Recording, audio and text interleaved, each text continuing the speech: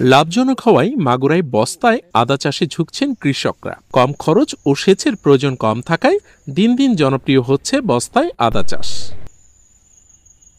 ছায়াযুক্ত স্থান, পুকুর পাড়ের চারপাশ ও অনুপযোগী প্রতি জমিতে বস্তায় আদা চাষের উপযুক্ত। গ্রামের বাড়িতে যে ছায়া জায়গা পড়ে থাকে সেই জায়গাগুলো আমরা আদা চাষ করতে পারলে আমাদের জায়গাটাও পড়ে থাকতেছে না এবং আমরা আদা চাষ করে অনেক লাভবান হচ্ছি। ঘরের আঙ্গিনা, পুকুর পাড়ে সমস্ত জায়গায় এগুলো করতে পারি, এটাও অবশ্যই অনেক লাভজনক।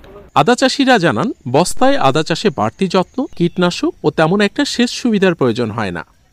এছাড়াও অল্প খরচে বেশি লাভ পাওয়া যায় বলেই আদা চাষে আগ্রহ বাড়ছে তাদের।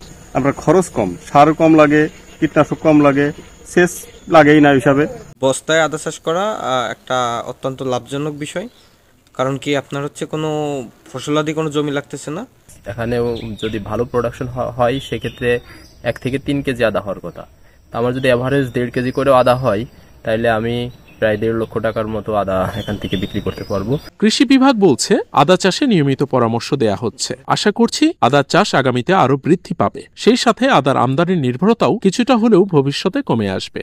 অনেক তরুণ উদ্যোক্তারা আগ্রহী হচ্ছে এবং তারা এই বাজারে ন্যায্য মূল্য পাচ্ছে বলে কিন্তু এই বিষয়ে তারা আগ্রহ প্রকাশ করেছে এবং দিন দিন উদ্যোক্তার সংখ্যা বাড়ছে। কৃষকের প্রত্যেকটা বাড়িতে 10 বস্তা করে আদা তারা চাষ করতে পারে, তাহলে তাদের নিজেদের চাহিদা পূরণ হবে এবং বাংলাদেশের যে বিদেশ থেকে আদা আমদানি করতে হয় সেই আমদানি নির্ভরতা কমে আমাদের বৈদেশিক মুদ্রা সাশ্রয় হবে।